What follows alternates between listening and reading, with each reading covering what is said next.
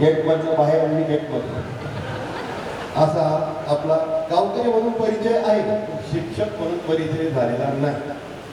सर्वप्रथम व्यासपीठावर सर्वेच ज्यांच्यामुळे मी पण कळलो ते पण या ठिकाणी बसले, त्यांना सर्वांना सर्व व्यासपीठाला वंदन करतो. तुमच्याकडे बघितल्यानंतर असं वाटतं मला की तुम्ही सक्सेस आहात. आता तुम्ही मला सक्सेस कसे तुम्ही आहातच, कारण हे दिल्या घरी सुखी आहे.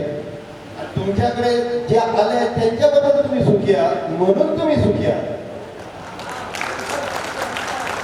कारण गाडीचे दोन चाक असतं मित्रांनो, एक चाक जरी ते पंक्चर झालं तर गाडी चालत नसते, आपल्याला ढकलावं लागते, आपला चेहरा उतरून जातो.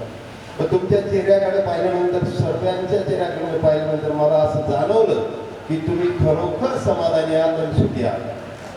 परमेश्वर तुम्हाला असं सुख नेहमी देव ही सदिच्छा व्यक्त करतो.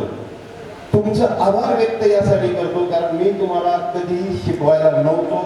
मी आत्ताच सांगितलं की तुम्ही बाहेर गेले, मी मध्ये आलो नाही.